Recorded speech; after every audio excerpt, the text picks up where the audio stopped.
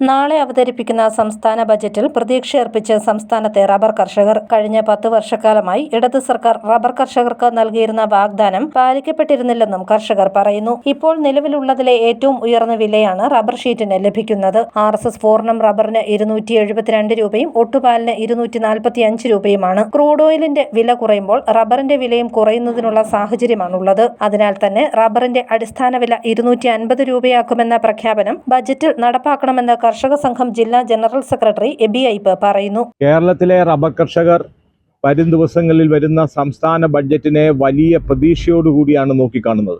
കഴിഞ്ഞ 10 വർഷമായി ഇടതുപക്ഷ സർക്കാർ ഇവിടുത്തെ റബ്ബർ കർഷകർക്ക് നൽകിയ വാഗ്ദാനങ്ങളൊന്നും പാലിക്കാത്ത സാഹചര്യത്തിൽ ഇപ്പോൾ ഈ പറയുന്ന റബ്ബർ വിപണിയിൽ ഉണ്ടായിരിക്കുന്ന വില വർധനവ് അത് തികച്ചും ചുരുങ്ങിയ സമയത്തേക്ക് മാത്രം ഉണ്ടാകാനുള്ള സാഹചര്യമാണ് കാണുന്നത്.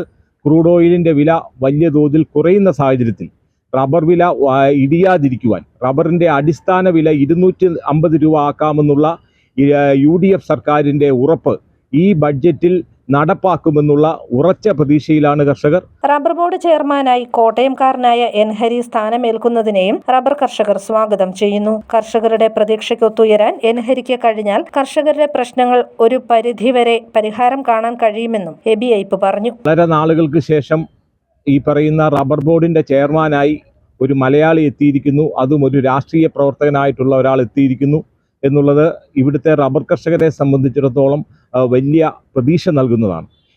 ഈ പറയുന്ന കർഷകരുടെ പ്രതീക്ഷയ്ക്കൊത്ത് അദ്ദേഹത്തിൻ്റെ പ്രവർത്തനങ്ങൾ ഉയർന്നാൽ കേരളത്തിൽ ഇന്ന് നേരിട്ടുകൊണ്ടിരിക്കുന്ന റബ്ബർ കർഷകരുടെ പ്രതിസന്ധികൾക്ക് ഒരു പരിധി വരെ പരിഹാരം കാണാനാകും. News bureau, Kottayam.